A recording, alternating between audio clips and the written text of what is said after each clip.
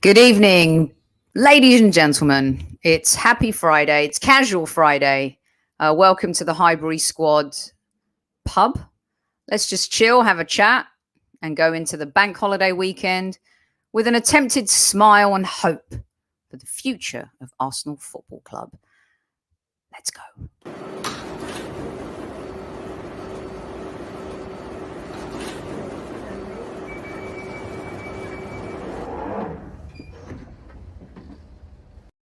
Good evening, and thanks to all of those who have made it in live chat tonight. It's one of those Friday nights where everyone is in long weekend mode.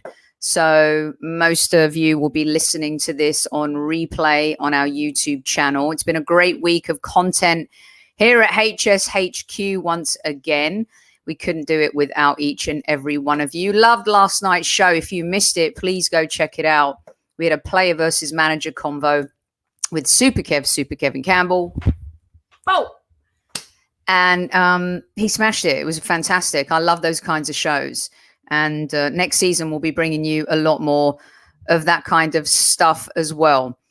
So good evening. Welcome, everybody. I'm buying the drinks tonight. Let me know what your tipple is.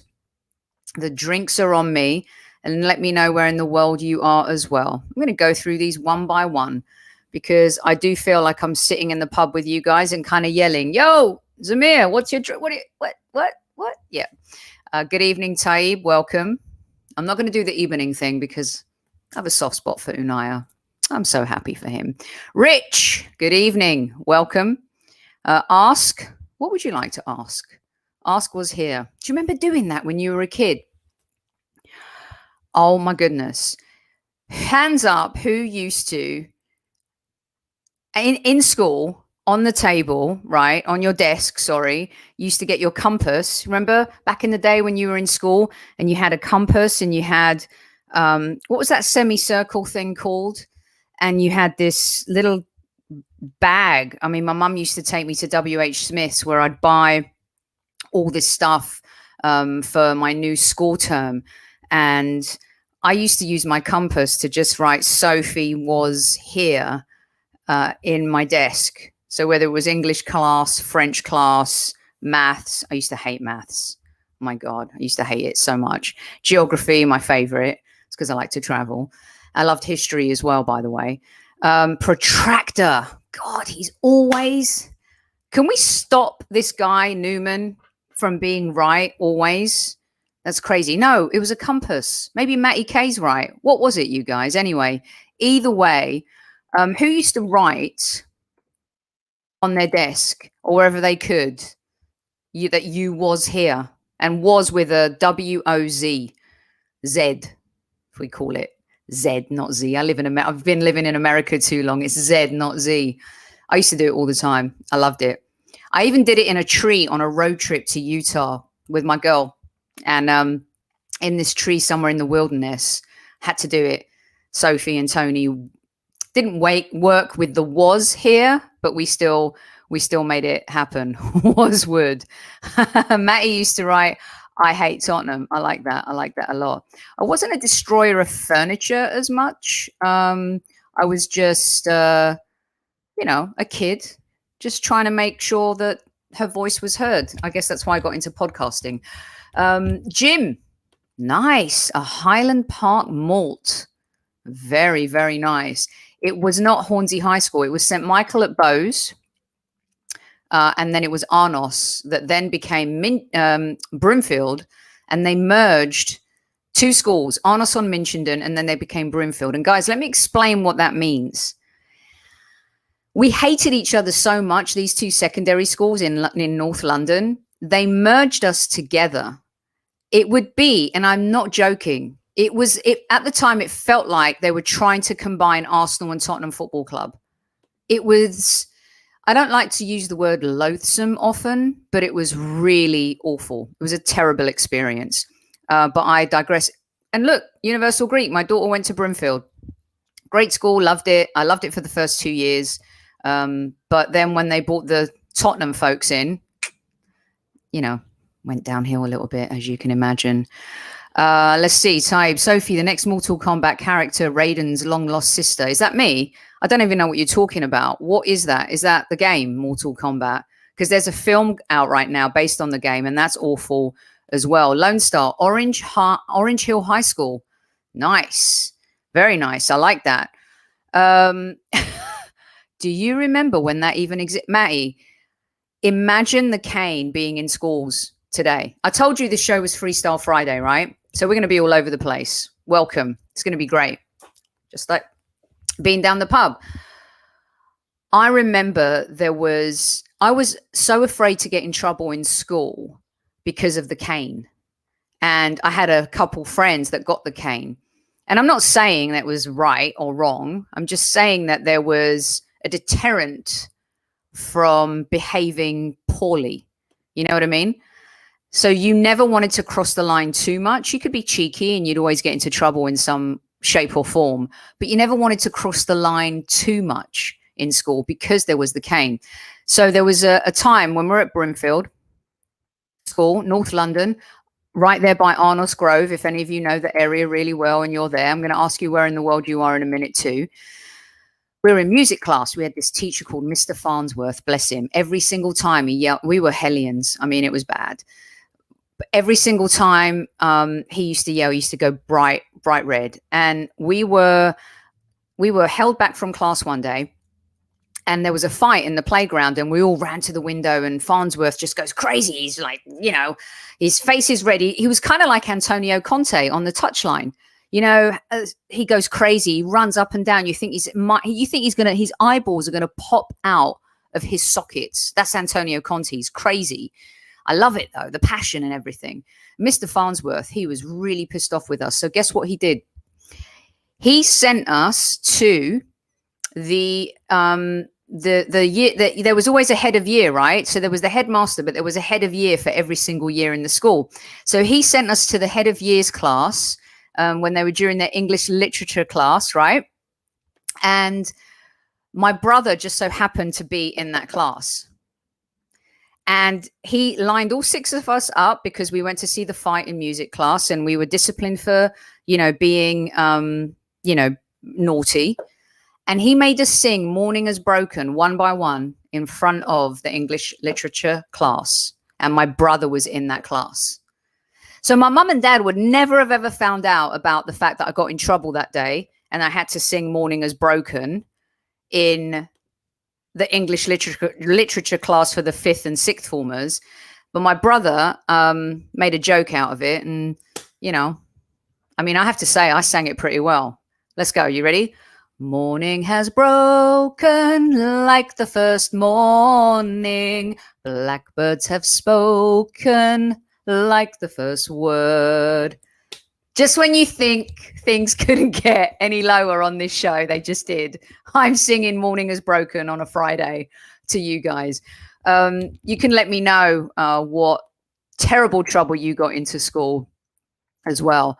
Do you remember all those hymns you used to have to sing in school, in assembly? I mean, it was a nightmare, wasn't it? You used to get your hymn book out. You had to used to sing them. And if you didn't, you know, you'd get detention and all that stuff. Yes, the Cat Stevens version, totally different. I mean, seriously. And all together now, Johnny, let's go. And you're right, Ryan. Arsenal is broken like every season. Oh my God, so good. You guys rock. Just absolutely love you guys. So here we are. I did. Did you guys? I did. I was actually a really good student, but every now and again, my mates, I don't want to say this and be mean to them, but sometimes some of your mates just aren't as smart, right? So they get caught. But then somehow you're like, well, how am I smart? Why am I getting caught with them? Why didn't I escape this? So detention was really bad back in the day. Like, I mean, if my parents found out that I was in detention, I tried to, you know, save myself from that wrath whenever I could. But yeah, detention was not a good deal, not a good deal at all to get sucked into detention. And sometimes it would happen for a whole week. So, I mean, the kids these days in school, they've got no idea. They complain about all sorts of shit. And I've got no disrespect to every new generation that comes through, you guys. But I tell you, having to deal with the cane and detention and, you know, having to sing Morning Is Broken in front of a class of students who are 5 years older than you. I mean, those are things that just stick with you your whole life. So, yeah. You know what, Tony? I have no idea what's going on. We're talking about Morning Is Broken, detention in school. But yes, this is an Arsenal show, but it's Freestyle Friday. So I've got another one for you guys. You ready? No, I wasn't in the wrong. I was crafty. I was really, really smart. But a couple times, the detention one and another one, I won't tell you what that's about. I'll save that for another show.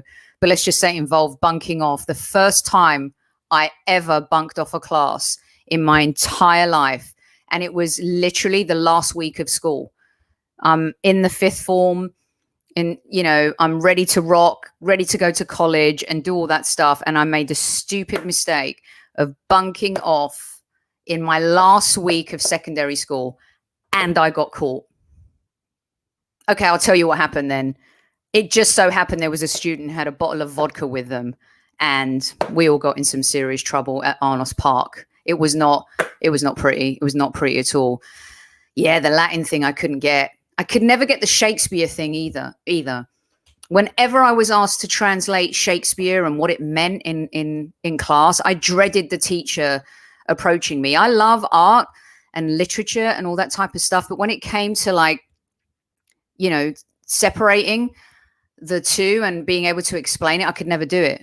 I could never, ever do it. I did. I trusted the process in school. And where did it get me? Yeah. Oh, it's hot today. We're sweating like swine. Welcome to the Highbury squad. That's 11 minutes of absolutely nothing. You know, absolutely nothing. But we did the absolutely nothing show with Anu a couple of weeks ago. So we're taking on the baton of Seinfeld. And tonight is Freestyle Friday. You can talk about whatever you want. I hated Latin. Gosh. I mean, imagine having to do that now. Kids don't have to do that now, do they? I mean, if you're smart, you would be learning other languages like Spanish, Mandarin. I mean, Spanish was always in school and stuff like that. We did French and German. I loved French and German. Wo ist der Bahnhof? Der Bahnhof ist auf der linken Seite. Gehen Sie geradeaus. Hey, how about that? And then in French, je voudrais un glace de vin rouge, s'il vous plaît. Merci beaucoup. Always works when I'm at the Cannes Film Festival. All I need to know is how to order a glass of red wine. Oh, hey, I want to ask you this, guys. Let's talk a little bit before we go freestyle, totally freestyle, and I lose all the listeners in the chat before you disappear with me talking about French, Morning Is Broken, hymns, and all that type of stuff. Let's get the round of drinks in and just have a quick chat about Xhaka, shall we? Or do you want to go back to talking about school? Because I'm good either way, you know. We could talk about Xhaka and how Roma want to buy him and how we're probably going to get ripped off. They're going to pull our pants down. You know, Xhaka should not be sold for less than 25 million, period. I don't care what people think about him. He's an asset. He has market value. And we should not be selling Xhaka for anything less than 25 million. And Arun, don't worry for being late. Here's what you've missed so far. Me singing Morning Is Broken, me ordering a glass of wine in French, me asking where the train station is in German, and me talking about being in trouble in school and singing Morning Has Broken. Bonkers, I've got your Zambuca in. Welcome, welcome, welcome. I need that bar sound effect tonight, maybe. Who was the first player I had a crush on? Oh, God, you're not going to want to know this. You'll kill me. It's ridiculous. Even looking back on it, it's ridiculous. I'm going to tell you.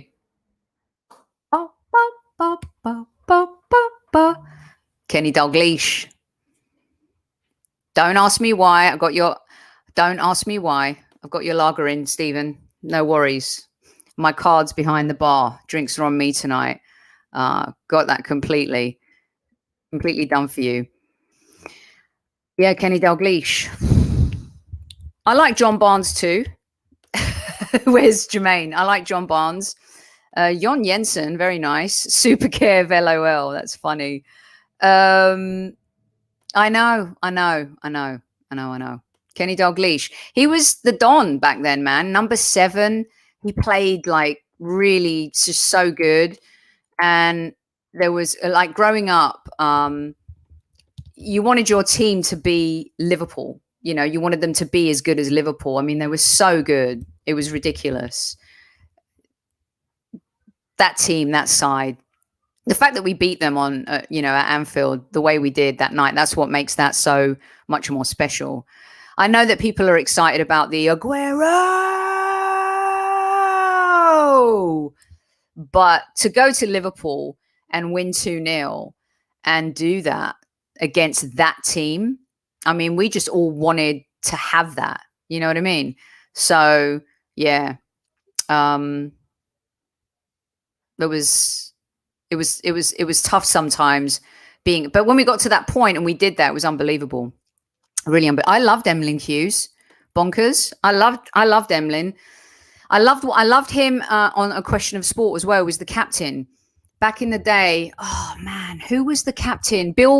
Not Bill Beaumont. Man, if Danny's in the room, he'll tell me who it was.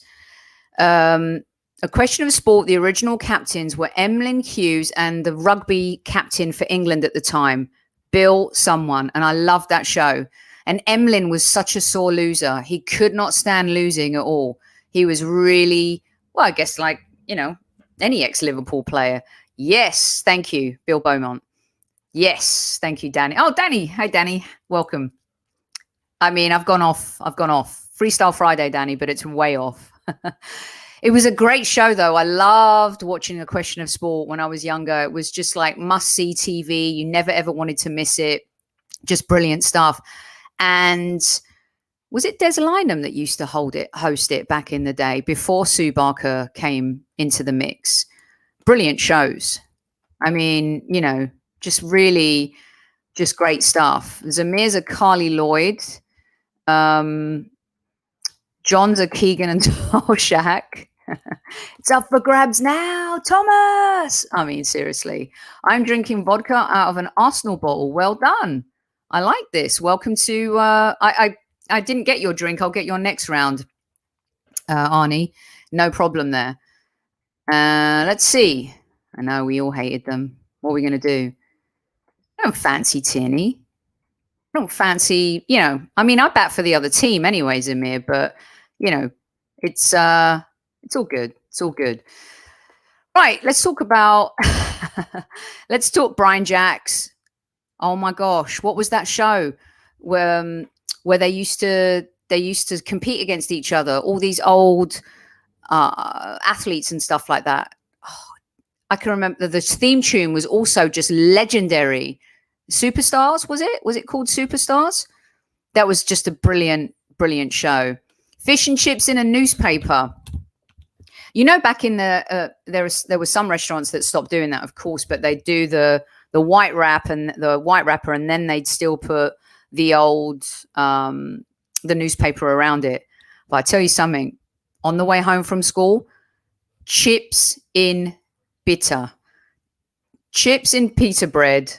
On the way home from school, skip the bus, miss the 34, forget about it. Just walk to the chippy, get your chips, put them in the pita bread. Bob's your uncle, Fanny's your aunt. Absolutely brilliant. It was Superstars. Yes, brilliant, brilliant show. Favorite American show as a kid? I loved Happy Days, the Fonz. Hey, I mean, who did not love Happy Days and Fonzie? In fact, later on in my career, when I was working for 20th Century Fox, there was someone I was working with, and Henry Winkler was a family friend. And I just loosely mentioned one day that I loved watching Happy Days, and Fonzie was just like, the T-shirt, everything, the leather jacket. Even as a girl, you wanted to be Fonzie. And I came into work one day, and there was an envelope for me. And I opened it up, and it was a picture of Henry Winkler, and there was a message that said, "To Sophie, love that you loved Happy Days. It makes my days happy. The Fonz." I mean, it's just brilliant. I have it safe somewhere. Just really cool stuff. So Fonzie, hey, for me, always. Let's see what you're saying in chat. Let's go. Let's go. Harold Lloyd. But ain't for Harold Lloyd. Harold. He was hanging from the clock. That dude. I mean, back in the day, they used to do all their own stunts. It was amazing. Really amazing. You guys are coming out with some classics now. Hawaii Five-0. Dun, dun, dun, dun, dun, dun. And then this one.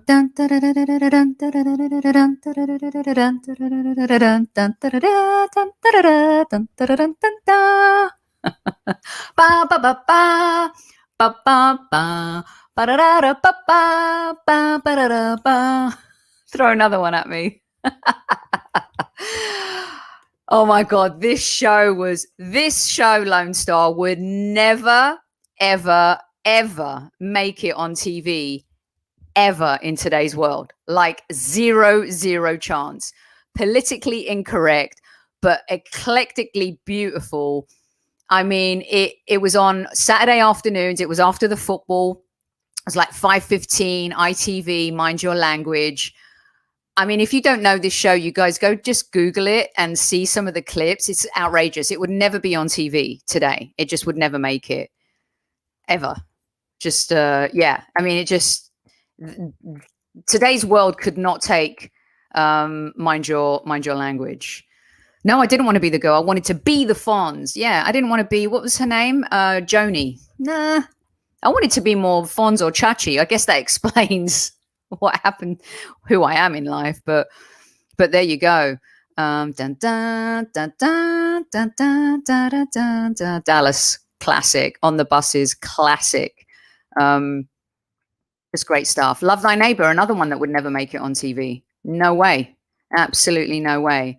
Some people stare in the darkness. I think that's how it went. Baywatch. I'll be ready. Another one, Saturday TV. Saturday night TV growing up was absolutely phenomenal. I mean, you had the American shows, and then later on in the evening, you had like Cannon and Ball, or you had the variety shows. You had Tommy Cooper. It was just like unbelievable television. And it was, you know what it was? It was must-see TV with your family. I always remember Saturdays, you know, I don't know how it was for you guys, but we would watch TV together. Like after the football was done, me and my dad would watch the football, and then mum would come in, and it would be like, boom, put on the TV, and we just went until nighttime, until late. 3, 2, 1, dusty bin. You don't want to go home with that. I was never a big Fresh Prince. My nieces were more into Fresh Prince. Hey, let me ask you guys this. My better half loves crime shows. Loves them. There is a huge obsession in this world right now with Forensic Files and all of these murder mystery shows. I mean, you go to Hulu, they have all kinds of like crazy shit. It scares the hell out of me. Scares the bejesus out of me, to the point where if I'm home alone at night, I'm like, oh my God, what is that noise? Loves watching those. Do you guys know anyone who loves watching crime shows as entertainment? I mean, I'm just saying, like, if you ever hear of anything, just saying, you no jokes aside, but it's hilarious. I can't watch them. I really can't. I don't like horror movies. I don't like any of that kind of stuff. I'm not into the Saw movies. And I went to the Scream 2 premiere, I remember, and the only reason why I could get through the whole movie was because they served free beers for the whole night. And then what happened was, me and my cousin George, we got so drunk on the free beers, we had to go out and get some air. And I'm going to lead you into this. This is a true story. So we go out, and I'm looking for air. And then this guy comes over to me, and he says, oh, Matt, he goes, are you okay? And I'm like, yeah, sure, I'm fine. And I look up, and I'm like, it's Josh Brolin. I think it's Josh Brolin. At the time, I'm a publicist for 20th Century, Columbia Pictures. And he says, why don't you come over here? And he opened the window for me, and I got some air. with the in the window, and he goes, "Why don't you come over and say hello to some of my friends?" I'm like, "Cool, no problem." So me and my cousin, we wander over, and he's like, "Here's my friends, and meet Courtney, Jennifer, and David." Dudes, it was David Arquette, Courtney Cox, and Jennifer Aniston. I'm drunk out of my mind. It's a day off. I'm having fun. I'm at someone else's premiere when I don't have to organize. And there I am in a movie theater in some, area. And the one time I get to talk to the legends of the Friends cast, I'm absolutely wasted. That's a true story. So, what did you guys think of the Friends reunion, by the way? Anyone watch that? Was it Thomas Brolin? He would have stolen my souvlaki. What did you guys think of the Friends reunion? For me, I got really emotional watching it. It's my youth. It's my 20s. It was like the show of all shows. It was appointment television. Back in the day, there was no binge watching. There was no streaming. You either watched it, and if you didn't record it on your VHS tape, you missed out. There was no way to go back until the box set came out, later on, when the season finished.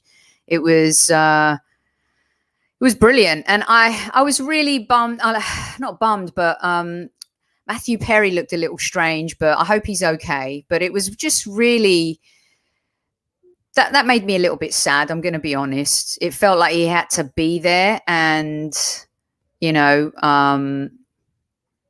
obviously they didn't make him speak very much, but that was the part where I was like, wow, look how we get on and we get older, and sometimes life isn't easy and people go through different things, whether you're a multimillionaire or you don't have a job or you're doing well. I mean, it just shows you that there's problems across all walks of life, no matter who you might be.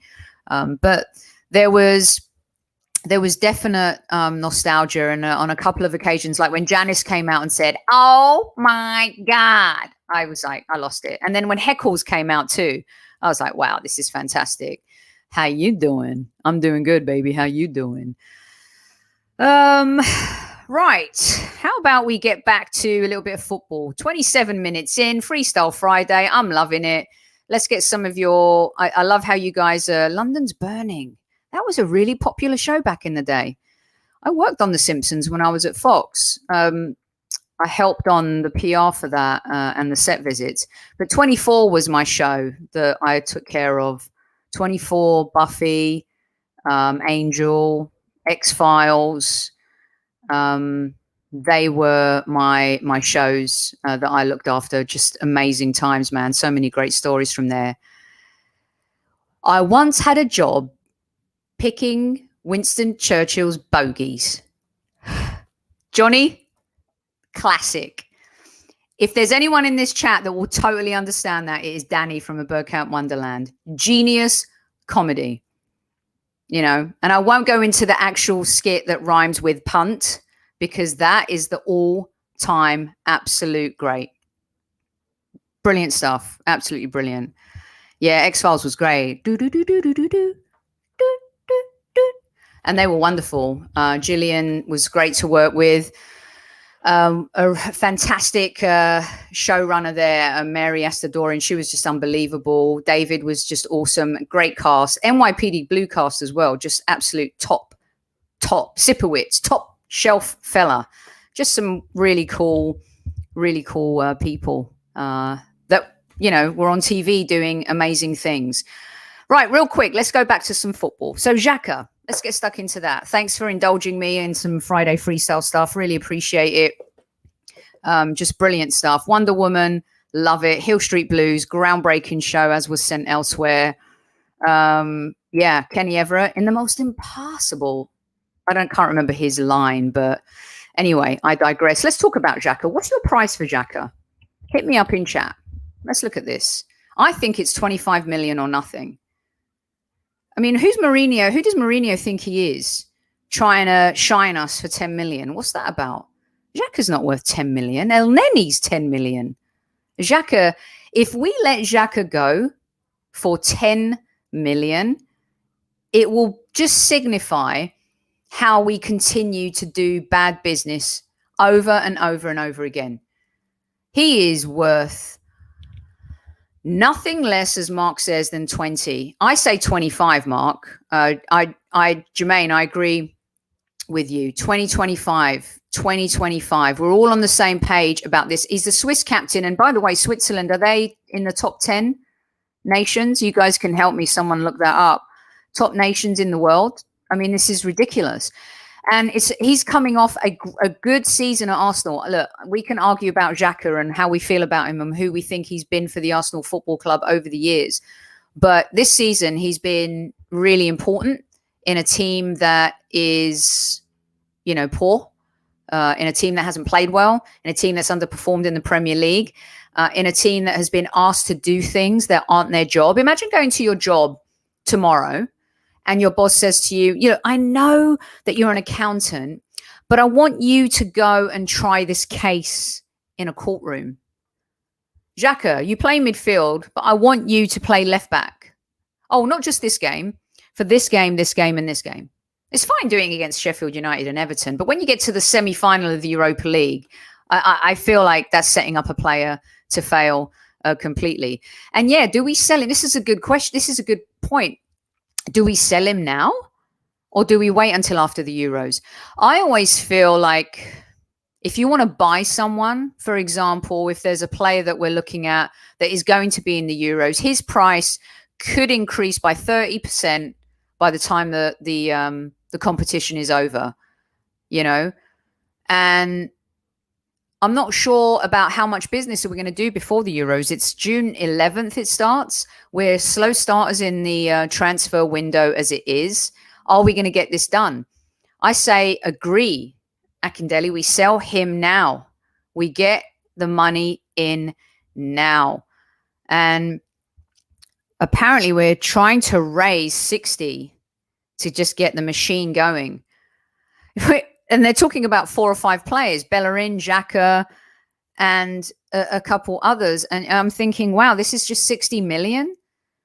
Man, it's shocking, man. It's just so shocking. It's really, he never gets injured though, brother. He's been stealth. This is the first time this season towards the end. When was the last time you remember Xhaka being injured and being out of the side? I mean, James Ward-Prowse, I think, has played the most games of any player in the Premier League for 2 seasons. Dude hasn't missed a game. So I just say, let's get the money done. Let's get it in the bank and let's move on, because there's so much business that we're going to have to do this season. And the Euros sandwiched in between. I know we talk about a COVID market and everything, but at the same time, when they're talking about splashing maybe 100 million on Grealish at City, or Kane's valued at 150. Come on, no one's paying 150 for Kane. And also, let's see what happens with COVID and all these excuses, because some of the money being bandied around for you think Haaland is not going to go for what his market value is? He's a top asset. Maybe those are the types of players that will go for top dollar, the Grealishes, the Haalands, the Kanes of the world.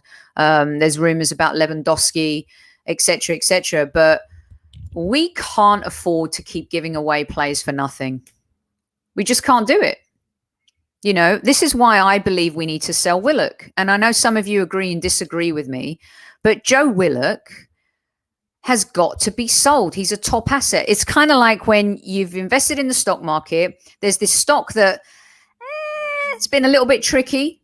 You're not quite sure, but then all of a sudden it starts making you money. It's going to top out at some point, right?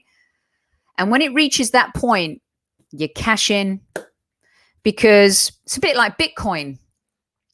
Is Joe Willock Bitcoin? 1 minute it's like worth 50,000 a share, and then the next day Elon Musk says something and it's worth half that. I say we cash in on him, and if Xhaka is like 20 million, Willock is 30, 35. So this is the juxtaposition on the transfer market. People will say, oh, well, they'll pay that for Grealish and X, but who's going to pay 30, 35 in this market for Willock? Come on. They find the money somehow, some way, don't they? Do we really want to rebuild and move forward and get going and rolling again in the Premier League, be competitive again and stop relying on these players who've been at the club for so long, so many years, doing the same thing over and over again? I know he's had his chance. He hasn't shown himself at the Arsenal.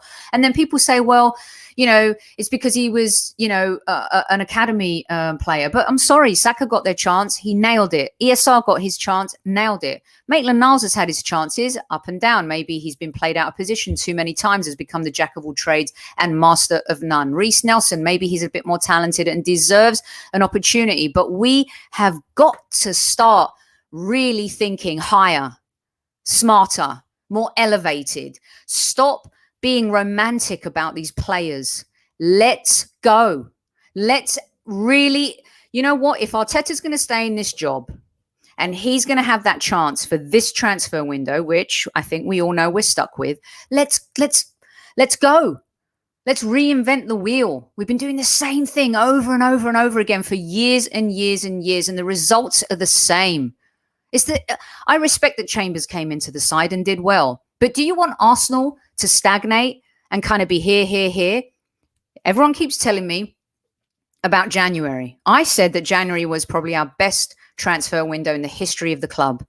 And I wanted us to kick on from there. And you could argue that in the league we have.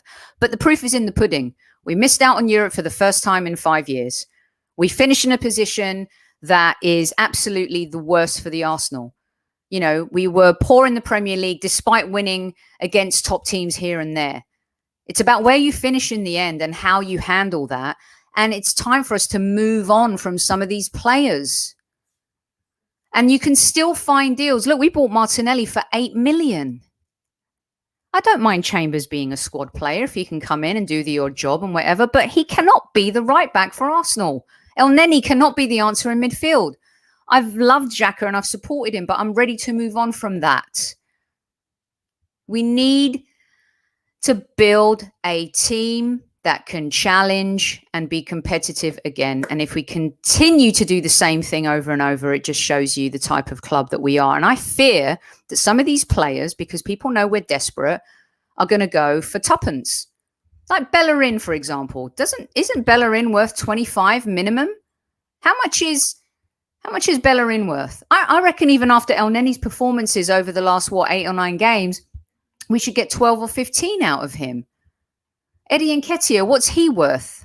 He's a British player. And of course, we have to be careful because we need that homegrown quota and stuff like that. But I agree, you know, thank you. I was asking the same question. How many do we need, you guys? I should know the answer to that. 15 for Bellerin? He's only 26. He's 26 years old. I know he's not been good for us, and I know he's not the same player.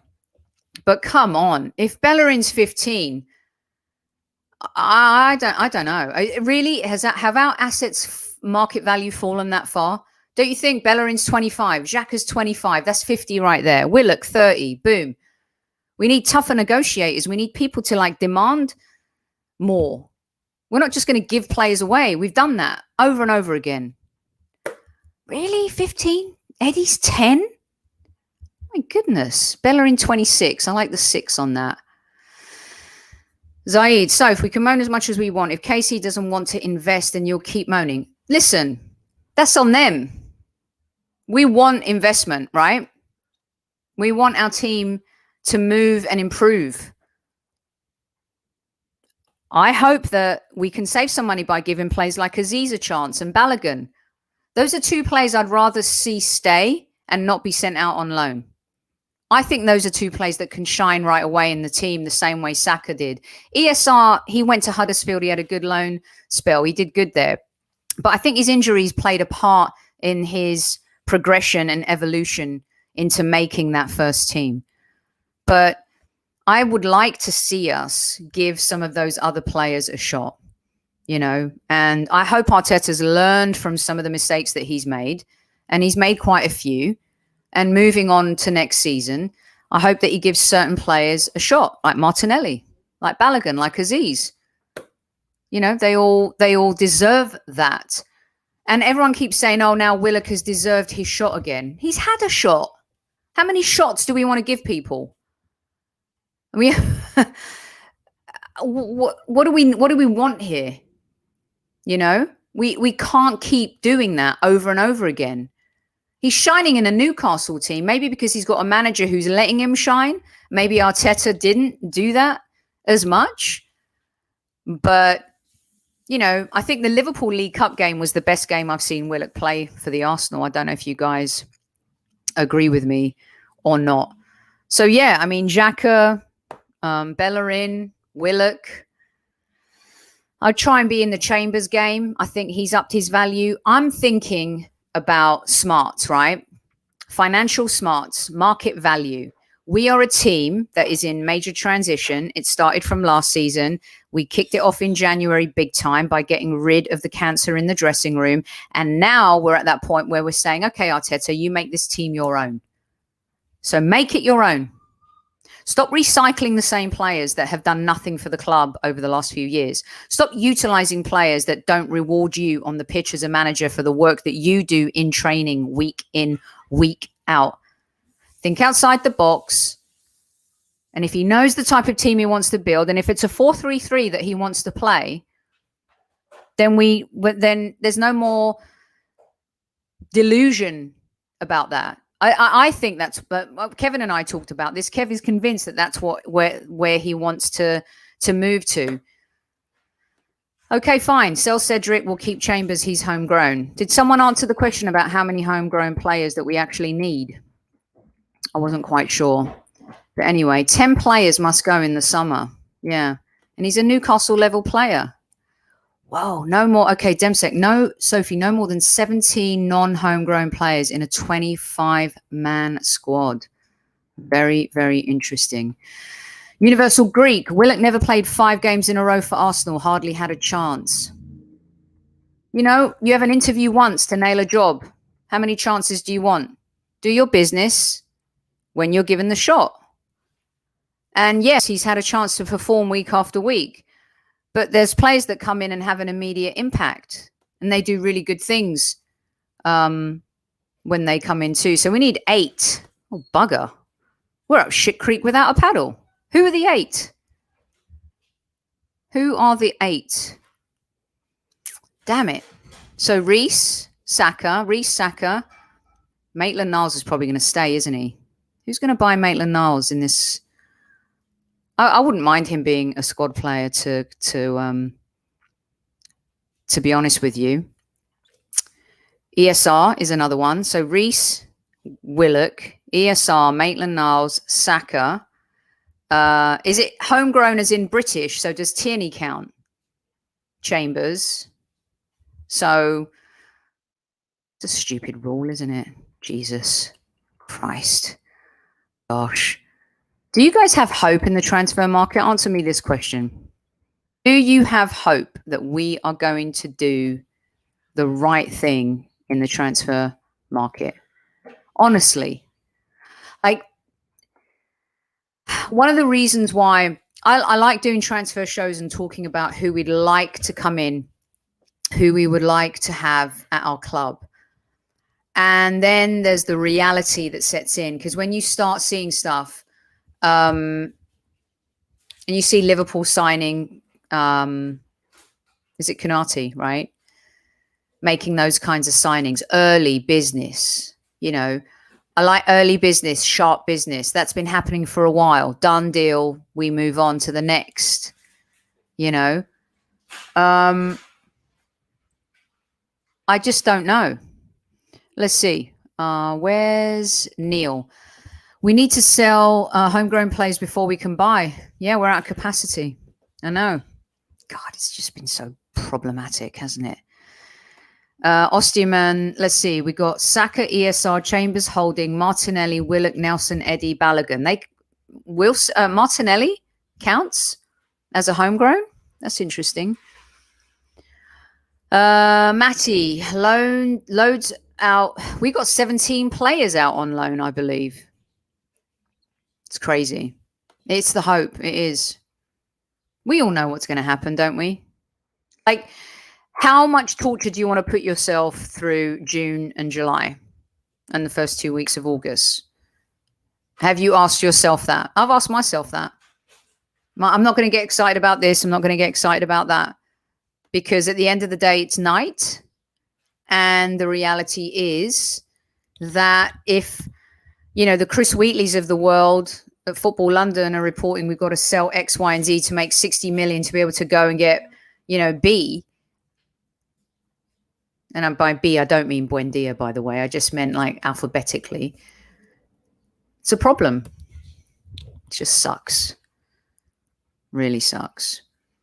Saliba, there was the Bayer Leverkusen rumor, but I think that's been put to bed now, you guys, regarding the swap deal and any nonsense about that.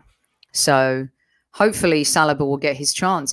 There's a lot of smart business to be made here, because you could give Saliba a chance. You save your money and having to go out and get a CB. Why not give him a shot? What you got to lose, right? You've got Bellerin, who you could give a chance. Why not? Throw the kid in there. Plays fearless football. That will save you money on a striker. So there's a lot of smart business we can do with what we have, if only our manager hopefully he'll have the faith to give them a chance, an opportunity. And I don't either. I really don't. And it really is time for some players to leave. If you're going to say get rid of Kolasinac and Squaddies and Ozil and Mustafi, then you have to start saying you got to get rid of Xhaka and El Neni and Chambers. Maybe even, Holding, I think we keep. You have to. You just have to. And maybe there's talent we're too snobby to go to the Championship and find talent. We can find homegrown talent there for sure. But I don't know. So big question, who's going to lead Arsenal next season? I really think I do too. And you know what else it is? It's like, I think El Neni's staying. Maybe we should park El Neni, because it doesn't look like he's going anywhere, right? But if Xhaka does leave, and let's say we get a Basuma or somebody like that, which, by the way, I'm hearing that Arteta's not too hot on him, which again, proof's in the pudding. Let's see. I know he did the whole picture with the Arsenal shirt. Maybe it's smokes and mirrors. I have no idea whatsoever. But I think it was Tom from the Guna Talk TV that asked a really good question, like, do we have enough cover? We're a club that suffer injuries. Thomas Partey, we've seen muscle injuries this season, adapting to the Premier League. Who's to say that he might not need, extra time coming in? You're going to have Saka maybe going to the Euros. You've got ESR, who's a bit injury prone. But in that centre, if Xhaka goes, you got El Neni. If Thomas Partey's injured, well, what's the cover? What are you doing? I think the midfield, as well as obviously a right back and a cover for Tierney, but the midfield is where it's at. The midfield is our most important area to cover this summer, because I live in hope that Aubameyang's going to find his form again next season. I really do. I think Saka needs to work on his game and get more goals from the positions he comes from, no doubt. Martinelli, I think, will give us goals when we need them, because he's a go-getter. ESR needs to do a little bit more like he did in that last game, coming in, attacking the ball, goals from midfield. We've been poor at that. But also just having a midfield that can protect that back four and be that conduit with that forward line. It's been our Achilles heel. And whether it's a defensive midfielder or a creative midfielder, the midfield is going to be where we make it or break it next season. That's what I believe. I don't know what you guys think, but look, bonkers. He's not going. Oba's not going anywhere. I don't think Aubameyang's going anywhere. I think, and Guendouzi's done. After that tweet with Unai Emery, I know there were some fans offended by that. You could say that he's given kudos to the man who gave him a chance to play for Arsenal Football Club. At the same time, it was also taking a swipe at the current manager. There's no doubt about it. And I think he put that final nail in his coffin. Problem is, he got injured at the end of his loan deal at Hertha Berlin. It's not been great for him in Germany. And he's definitely a loan deal with whose market value's gone down. Truth. Absolute truth. So I still, though, believe that we've got a lot to be excited about and looking forward to next season. Cannot not be excited about Xhaka, ESR, Martinelli, Tierney having an injury-free season, hopefully. Gabriel kind of coming into his own again. Saliba maybe coming back. You know, you've got Aziz who can maybe break through. You've got Bellerin who could maybe break through. And then 2 or 3 new players coming in and managing a team, managing a side, doing smart things. Hopefully Arteta will be able to do that. I mean, Conte's available, I'm just saying, but that's never going to happen. So I'll just squash that. And we're not getting Grealish. Sorry, Clock Orange. We're not. It's not happening. I just don't see that happening. Aston Villa want like 100 million plus for him. We are not in that game. Unless a mortgage is taken out on one of the stands at the Emirates, that's not happening. It isn't. And to be honest with you, I wouldn't mind if, I know. I wouldn't mind, exactly, Arsenal Queen. I'll sing you another tune. It's not depressing. It's not depressing yet, okay? We live in hope. With every new season and every summer transfer window, we start with a blank canvas, all right? Everything is on the table. It's possible. It's just about the people who are in charge managing it properly. We've got the talent. Come on. Tierney, Gabriel, Thomas Partey, Aubameyang, Lacazette, Pepe, ESR. I mean, Odegaard's probably going back. It's not like we're, you know, the Ballagans and the Azizes of the world may be coming through. It's not like we don't have talent. It's how you manage that talent. It's what you do with that talent. And I get it. It's the hope that always kills us. But hope isn't a plan, but it's still hope, right? So I guess that let's see how the next few weeks progress, and we'll continue to talk about it. And you know, we just have to be smart. This is why Ryan Bertrand, for me, I know people poo-pooed that. He's a Premier League proven player. You know, I think he's good on injuries too. Yes, I think he's 30, 31, but he's good cover. No one's saying he has to start. It's the experience, what he can bring. You know, remember when everyone poo-pooed Johnny Evans? He went to Leicester. He's been great for Leicester. He's helped young players like Sioncho and players like that. We can't be snobby. James Ward-Prowse, such a talented player. Heart has not been injured in 2 years. We would never sign a player like him. So I think we need to manage our expectations a little bit as well, in terms of what our dreams are and what our expectations are, as opposed to what the reality will be. Anyway, 53 minutes. We've talked about hymns, school, chips in Peter. We've talked about Xhaka, Bellerin, Chambers, the summer transfer market, investment. Well said, Saeed. You know, our club, the club we loved. We still love them, not loved. I know I don't trust him either, but I'm hoping that he really, really takes a leap. You know, like how when you start a new job and you're a bit green, right? Remember your first ever job and you're like, oh, you're so worried. You've got all these trepidations, all these fears. You just want to do so well. You want to get on a good jump start. And you've got that 90-day trial period, right? That you just want to get through and you hope that they still like you. And by the end of the 90-day trial period, you go into someone's office and they say, you know what? We're going to keep you. We like you. We believe in you. I hope that Arteta, I like to have a manager who has arrogance and ego. They all have to.